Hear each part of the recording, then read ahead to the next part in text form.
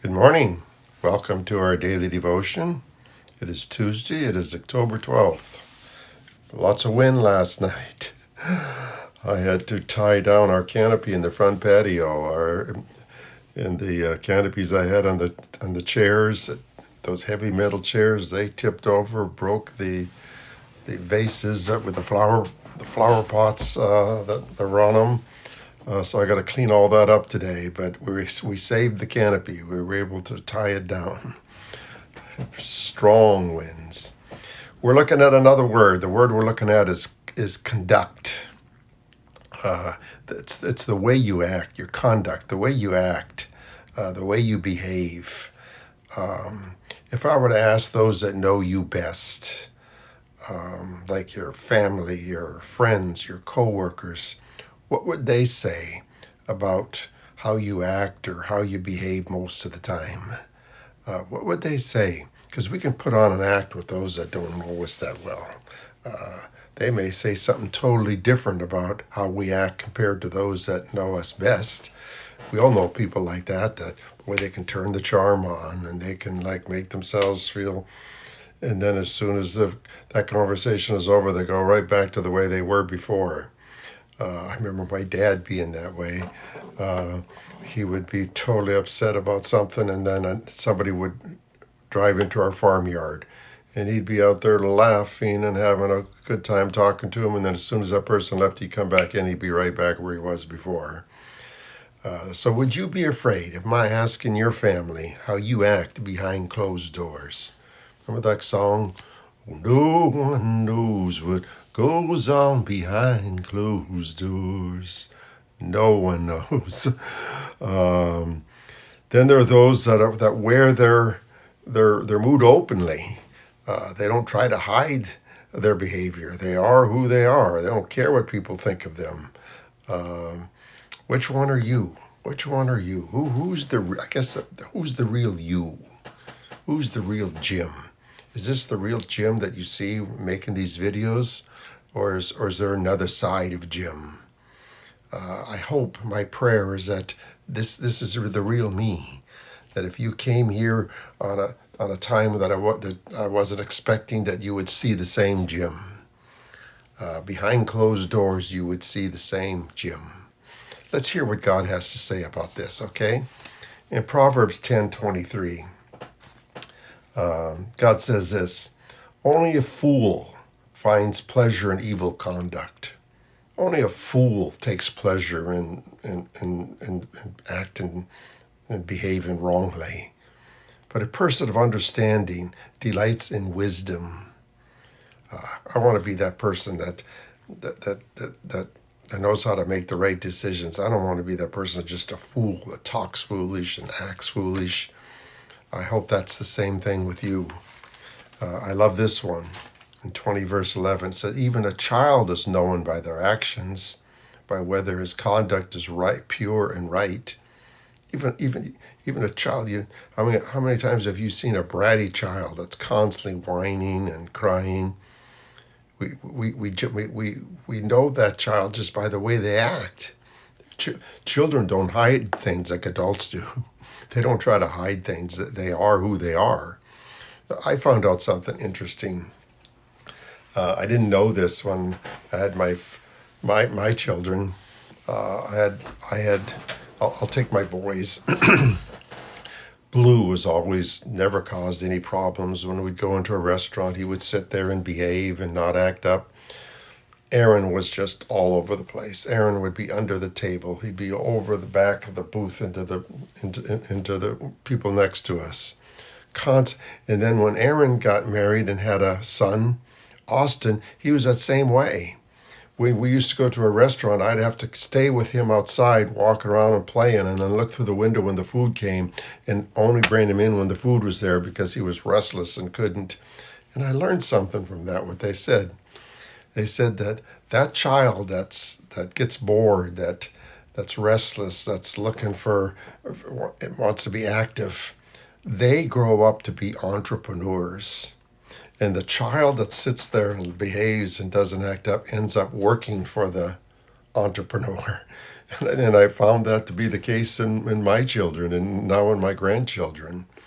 But you'll know a child by their conduct. In 21:8 says this: the way of the guilty is devious, but the conduct of the innocent is upright. The guilty, they're devious. They act one way in front of you and they act another way behind you. But the innocent, they're upright. They are who they are. They're not devious. They don't try to pretend. In Jeremiah 4:18 says this: he warns him, says, your own conduct and actions have brought this upon you. This is your punishment. How bitter it is, how it pierces to the heart. Our conduct and our actions bring about results in our life. Everything that happens to us is a result of how we act. If you're vocal on social media, then don't be surprised when others are vocal back with you. Don't be surprised when they make a sharp comment back at you like, oh my gosh, I can't believe that they said that about me. If you're vocal, then expect others to be vocal back with you. If you judge others, don't be surprised when they end up judging you. But if you love others, then don't be surprised if others return that love to you. So your conduct brings about the results. People that get angry and that can't control their temper. There's results to that. You can't just let that happen in your life and then that end up not having any results. There's results. In Jeremiah 17:10, it says this. Let me find out. Okay, here we go. I, the Lord, search the heart and examine the mind, to reward a person according to their conduct, according to what their deeds deserve. I've told you this so many times. There's one person that sees us behind closed doors. We cannot hide anything from him. We can't hide sin from him. We can't even hide good from him. He sees everything. And it says he will reward us accordingly. He searches our heart and examines. We can fool others, but we cannot fool God. He reads the heart's true motives. He reads who you really, really are.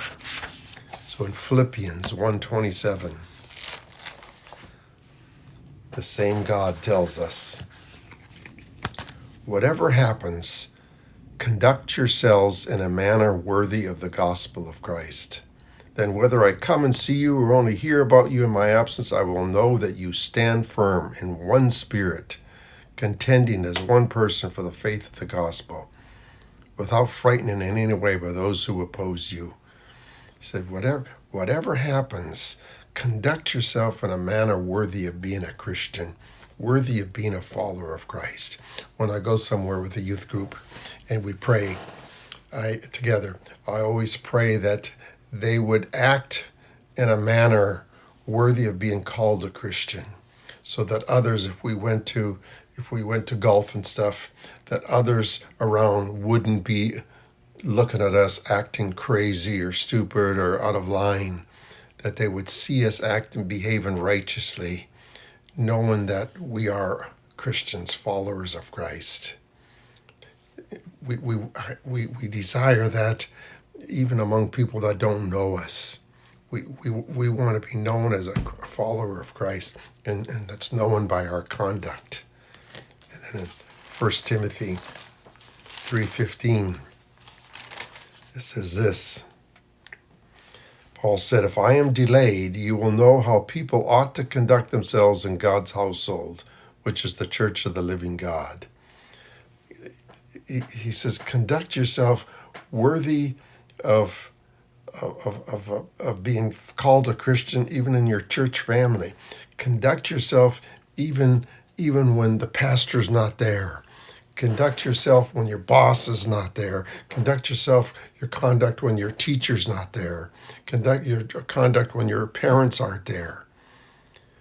Be, be a godly person whose conduct is always good, whether it's in front of people or away from people, whether it's open or behind closed doors. Be real. Be real, because God sees everything, even behind the closed doors. So what is your conduct like?